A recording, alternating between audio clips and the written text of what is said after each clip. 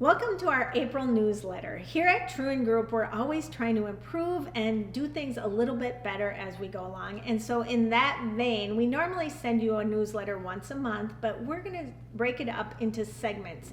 And each week we'll have a different topic. The first week of every month will be our market update. And as always, we have Stephanie Reineck here to go over the numbers with us. So Steph, let's talk rates, let's talk trends, everybody's talking about the rates. Everybody, so much to talk about, and yet the story is pretty the same. Exactly. Right. So we have more of the same. I sample 3 areas, typically, is Lake Elmo and Stillwater and Hudson School District. Right. And what we were looking for are trends. Are the trends continuing? Are they slowing down, or are they picking up? And so what we look at is year to year and month to month. Mm-hmm. And what are we seeing? In a nutshell, inventory is driving the story, period. Right. Like lack of inventory. Lack of inventory. So year to year, March to March, we're seeing average sale prices continue to go up. Mm-hmm. Seeing price per square foot continue to go up. Days on market continue to go down. Right. Closings. So that's significantly down. That is inventory. Mm-hmm. That's an inventory situation because we still have buyers. And guess what? We're seeing that from year to year, but I'm seeing that month to month, comparing to February to this March. Again, we're seeing prices increase. We're seeing days of markets down. The closing again down. So is the trend continuing? Yes. And we get that question all the time. With rates going up, how many times have you been asked? Oh, does this mean housing prices will go down? Right. No. Right. Does this mean I'm not going to be in multiple offers? No. I'm sorry, it doesn't. No. We're still going to have multiple offers. Homes are still appreciating. Mm-hmm. Here's the thing. We know that the sellers and the homeowners out there have a lot of equity. Mm-hmm. And for whatever reason, they're hesitant to maybe put it on the market. Maybe it's because it's inventory. It's a little bit of a vicious cycle. It is. It's like a traffic jam. It's like a traffic jam. But what do we know today? We know that there are buyers looking for properties despite the interest rates increasing. And let's be honest, it's still historically low. It is. We're just been a little spoiled, to be honest. And you and I talked about this earlier too. It's probably going to be where their budgets are going to tighten. Mm-hmm. So maybe they had a range, 400, and they'd go, we can go up to here, or down to here. Right. Now they're going to really narrow that budget. Right. I still think we're going to get multiple offers. We're still seeing multiple offers. I mean, we absolutely are. So maybe we're not seeing 20 multiple offers. Maybe we're seeing 9 or 10. Right. But it's still a multiple offer market. And as far as selling your home, you're still in a great position to sell your home. It's still just a absolutely great time to sell your home. And we have some creative things we can do for our sellers so they're not left homeless, and for our buyers so they can win their So and this is where creativity comes into play.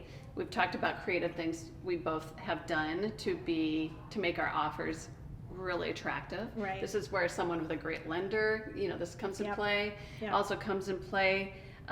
Flexibility, that kind of thing. Yeah. But it's really going to be about tightening your terms, I think, and then we're going to see more serious buyers. Maybe we'll lose the people who are kind of thinking about it with the low interest rates. But we still have serious buyers out there who need homes. For sure. So just to recap, so do you have the stats like you said? Mm-hmm. So example, year to year, average sale price is up. I'm going to read off my little notes here.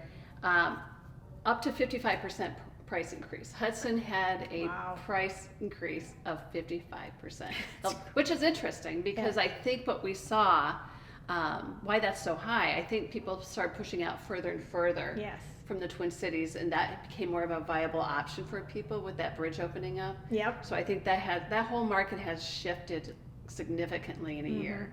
And so people know you're talking Hudson School District, which runs to North Hudson, so you can zip across the new Stillwater crossing bridge, and you're basically right there. You're right there. The other thing, from 94 to 36. Yeah, it's a pretty broad area.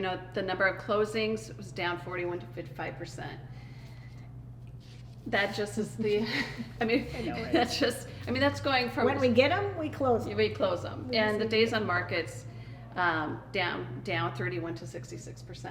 Yeah. So a big shift. You're seeing there 30 to 40 days versus 40, 50, or 60. Right.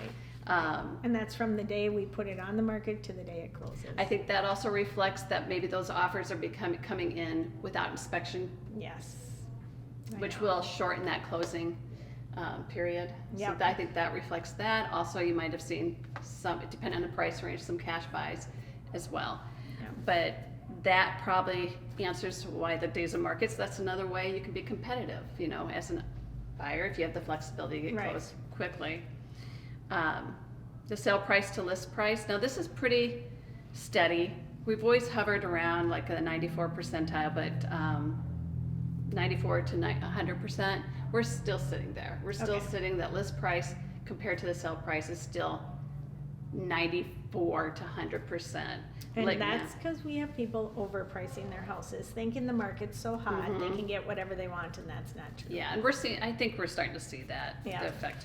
When Yeah. I look at like last month to this month, closings are down. I mean, Mhm. Lake Elmo closed 14 last month, 10 this month. Now, granted, it's a lot of Lake Elmo's new construction. Right. So that's going to play into That's it. going to shoot up Yeah, now yeah. that they can start digging in. Stillwater was literally one different, Yeah. one. There's up one from last February, so Yeah. 18 to 19. We're So sorry. it's holding pretty steady, but and the same with the price per square foot. So this is interesting. This is up, but it's up more in homes with obviously the previously owned homes, Yeah. because there's fewer new models and homes to buy. Right. So now you're going to previously owned homes, and that becomes a little bit more competition, which we know raises the price. Right. So what to expect? What does that mean to our buyers and to our sellers? It means, what do we know today? We know today that the interest rates are still historically low. Right. We know today that there's still buyers looking for homes.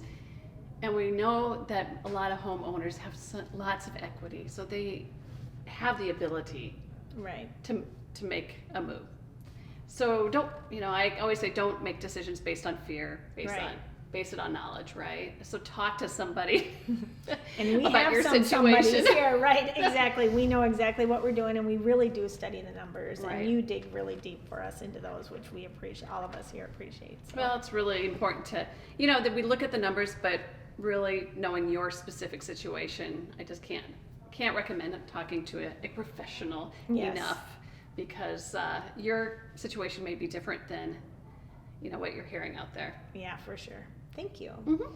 So that's this week's newsletter. Make sure you check your inbox for next week when we're going to talk about local events throughout the St. Croix Valley.